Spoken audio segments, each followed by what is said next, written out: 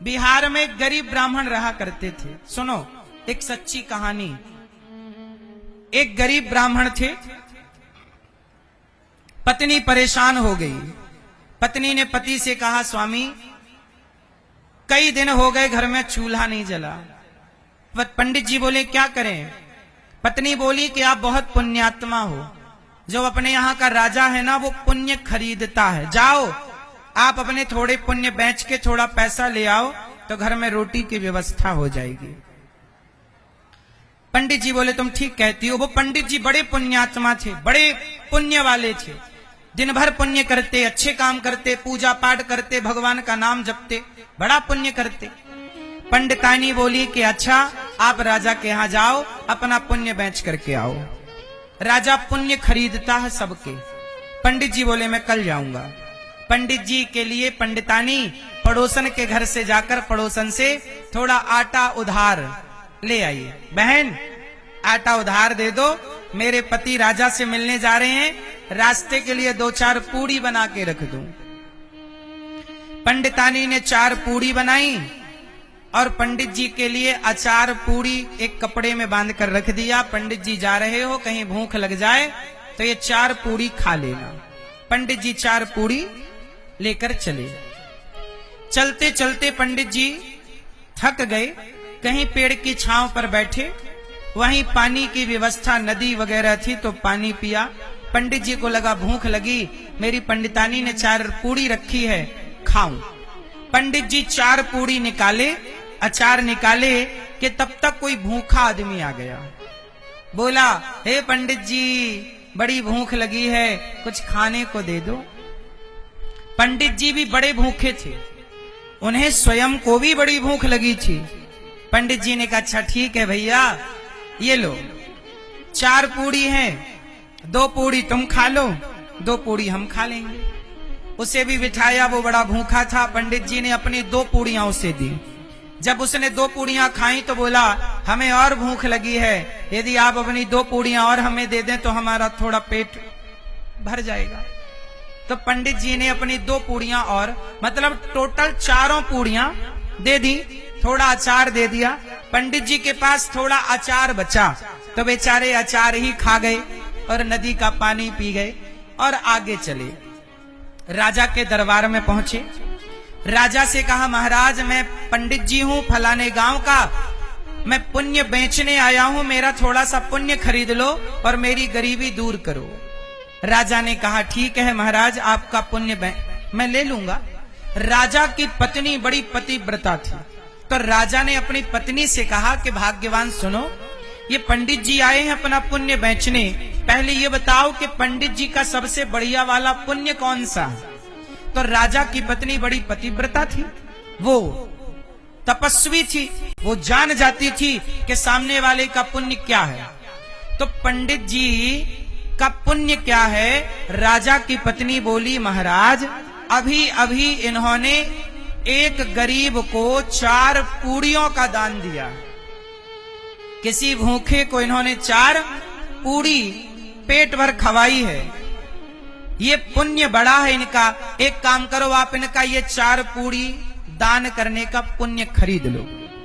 तो राजा ने तराजू बांधी, एक पलड़े पर ब्राह्मण के 4 पूड़ियों का पुण्य रखा और दूसरे पलड़े पर अपना थोड़ा सा सोना रखा। राजा ने अपना सोना रखा 1 तोला, 1 तोला मतलब 10 ग्राम, 1 तोला सोना रखा, पर ब्राह्मण के 4 पूड़ियों का पुण्य ज्यादा। राजा ने और सोना रखा, फिर भी पंडित जी का पुण्य ज्यादा। 4 पूड़ियों का आधा किलो सोना रखा, फिर भी पंडित जी का। अब पंडित जी हक्का बक्का रह गए, हे भगवान मेरी 4 पूड़ियां तो कमाल कर गई।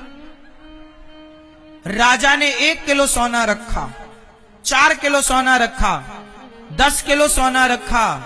भैया राजा ने पूरा खजाना रख दिया, लेकिन ब्राह्मण के 4 पूड़ियों का पुण्य राजा खरीद ना सके। तब राजा पत्नी से बोले देवी हम लोग भी तो रोटियां दान करते हैं, तो क्या हमारा भी पुण्य इतना बड़ा है? ब्राह्मण का पुण्य ज्यादा दिख रहा है। तब रानी बोली महाराज ये ब्राह्मण स्वयं गरीब है, स्वयं भूखा है।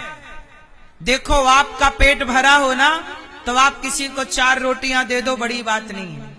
लेकिन आपके पास 4 ही रोटियां हो और आपका भी पेट खाली हो, आप भी भूखे हो और आप भूखे हो और आपके पास 4 रोटियां हो और भूखे रहकर आप किसी का पेट भरते हैं तो उस पुण्य की बराबरी कोई नहीं कर सकता।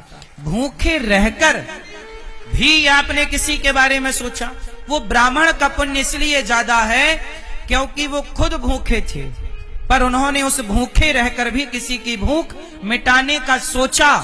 तब वो ब्राह्मण बोले कि महाराज आप तो मेरा पुण्य खरीद ना पाए, अब एक काम करो मेरा पुण्य मुझे दे दो, मेरा पुण्य बेचना ही नहीं, अब नहीं बेचना। पंडित जी दौड़े दौड़े पंडितानी के पास आए, बोले पत्नी से कहा री भाग्यवान, हमें लगता था हम गरीब हैं, आज देखने से पता चला कि राजा गरीब है, अपन गरीब नहीं है। गरीब वो हैं जिनके पास पुण्य नहीं है, अमीर हैं वो जिनके पास पुण्य है। इसलिए कहता हूं कि गौरी गोपाल आश्रम में मेरी वृद्ध माताएं रहती हैं, आप लोग सहयोग करते हो तो वृद्ध माओं को भोजन मिलता है। गौरी गोपाल आश्रम में हजारों साधु संतों को भोजन मिलता है जो वृंदावन धाम में भजन। आप लोग वृंदावन नहीं आ सकते तो कोई बात नहीं, वृंदावन में साधु जो भजन करने वाले कम से कम उन तक अपनी रोटियां तो पहुंचा दो। आप कम से कम 2-4 रोटी का तो साथ दे दो कि आज हमारी तरफ से संतों को भोजन बटेगा। आज आप संतों को एक दिन का अन्न क्षेत्र बंटवा सकते हैं कि आज का अन्न क्षेत्र हमारी तरफ से। सभी संतों को आप अन्नदान, ये रोटी का दान है साहब, ये दान, ये पुण्य कभी आपका साथ नहीं छोड़ेगा। शरीर चिता पर जल जाएगा, आग शरीर को जला सकती है, लेकिन आप जो पुण्य करेंगे वो पुण्य आग कभी नहीं जला सकती। इसलिए आप किसी एक साधु को भोजन करा सकते हैं कि चलो सभी संतों को भोजन नहीं करा सकती मैं या करा सकता तो एक साधु को आप भोजन कराएं, एक साधु की आप व्यवस्था करें, किसी एक साधु संत का पेट भरें। आप अन्नदान करने योग्य हैं तो अवश्य अन्नदान करें, नहीं करने के योग्य हैं तो कोई बात नहीं, आप करने के योग्य नहीं है तो मत करिए। भगवान से हम प्रार्थना करेंगे कि आपको ईश्वर अन्नदान करने के योग्य बनाए। अच्छा सच बताओ, अन्नदान श्रेष्ठ है या नहीं? आपकी रोटी भी वृंदावन में संतों तक, वृद्ध माताओं तक, उन माओं तक जिनके अपनों ने रोटी देना बंद कर दिया, अपने बेटे भोजन देते तो वृद्ध माओं को घर छोड़कर वृद्धाश्रम क्यों आना पड़ता?